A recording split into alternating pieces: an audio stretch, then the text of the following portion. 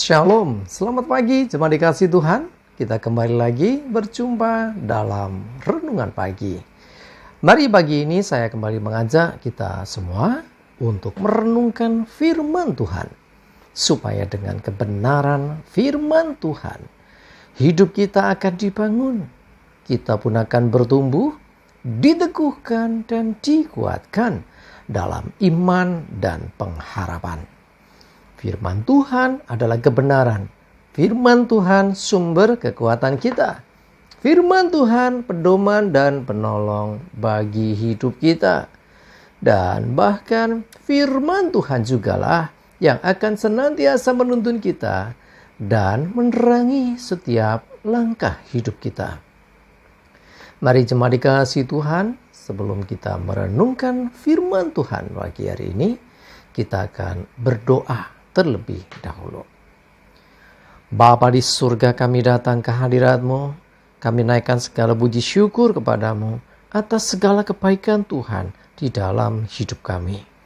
Kami sungguh mengucap syukur atas begitu besar kasih setiamu, begitu besar rahmat dan anugerah-Mu, segala berkat dan kemurahan-Mu, perlindungan-Mu, penyertaan-Mu, pertolongan-Mu, dan juga pemeliharaanmu atas seluruh hidup kami. Terima kasih ya Tuhan. Pagi hari ini kami mau merenungkan firman-Mu.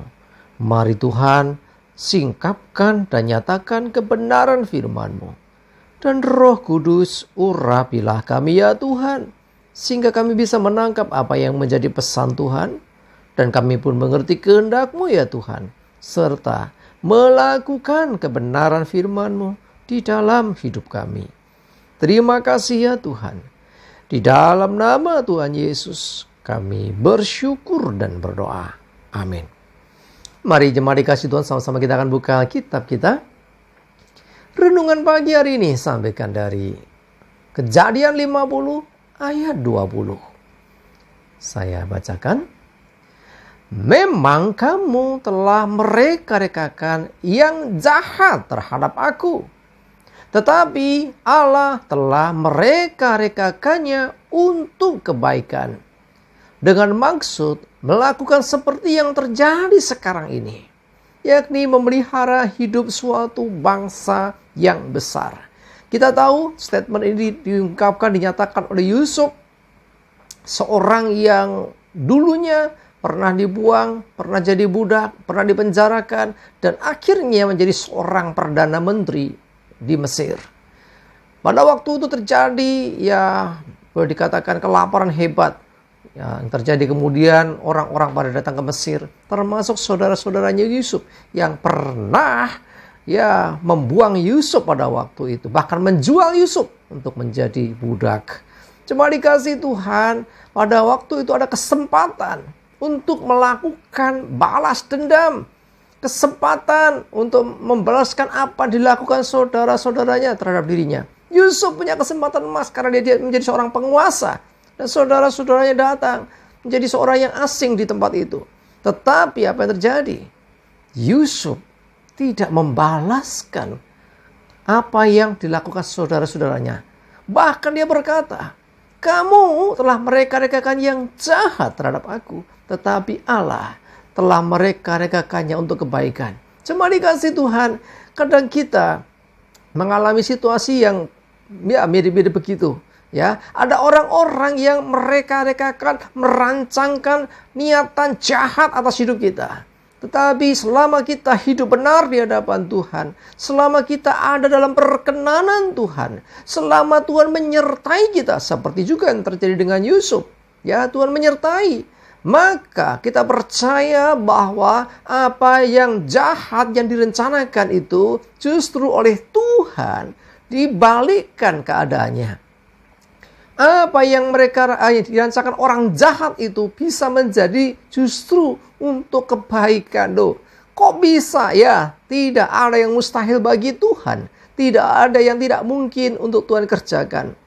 Karena itu kalau ada orang yang berniat jahat, bahkan merancangkan jahat, mereka-rekakan yang jahat atas hidupmu, selama engkau hidup benar, maka Allah yang akan sebaliknya. Dia yang akan mereka-rekakannya untuk kebaikan.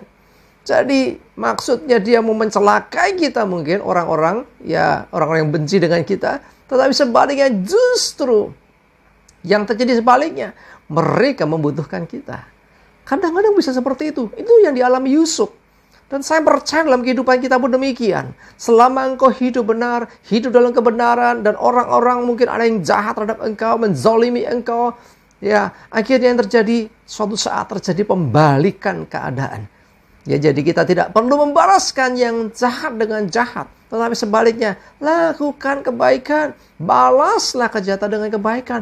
Kalahkan kejahatan itu dengan kebaikan. Nah, dengan demikian, kita adalah anak-anak Allah yang hidup dalam kebenaran. Memang kita tidak akan bisa berbuat jahat, tanda kutip ya istilahnya. Kita tidak akan melakukan yang jahat. Kalau ada orang jahat terhadap kita dan kita membalaskan jahatnya, maka kita lebih jahat dari orang itu. Nah, kalau kita sekarang tahu kebenaran, ada orang jahat kepada kita, tetapi ada kesempatan kita melakukan balasan, tetapi kita tidak melakukannya. Tetapi kita melakukan apa yang baik terhadap orang itu. Itulah bukti engkau anak-anak Allah. Kita adalah orang-orang yang sungguh-sungguh menjadi miliknya. Kita sudah diselamatkannya, makanya kita tidak akan melakukan yang jahat lagi. Ya, kita menjadi anak-anak terang. Jadi kita mesti berbeda, termasuk tindakan dan perbuatan kita terhadap orang yang jahat terhadap kita sekalipun, terhadap orang yang memusuhi kita sekalipun. Yuk kita lakukan apa yang baik terhadap mereka. Jangan balas jahat dengan jahat. Ingat, di balik apa yang mereka lakukan, mereka rekakan yang jahat. Kalau hidupmu benar, maka Allah yang akan mereka-rekakannya untuk kebaikan. Karena itu, mari kejar perkenanan Tuhan, hidup dalam kebenaran. Jangan ikut arus dunia. Ya, dunia maunya jahat, balas jahat. Ya kan? Benci, balas benci. Bila perlu balasannya lebih besar. Tetapi kita anak-anak Tuhan. Kita orang-orang yang berbeda. Kita harus menebar kasih dan bukan kebencian. Seperti Tuhan Yesus yang mengajarkan itu. Bukan hanya teori. Yesus sendiri pun demikian. Ketika dia berdoa, ampuni mereka. Sebab mereka tidak tahu dengan apa yang mereka berbuat. Cuma dikasih Tuhan. Mari kita jadi orang-orang, anak-anak terang yang harus berbeda dengan dunia. Seperti Yusuf, dia berkata, engkau mereka-rekakan yang jahat, tapi Allah mereka-rekakan untuk kebaikan. Amin. Kita berdoa.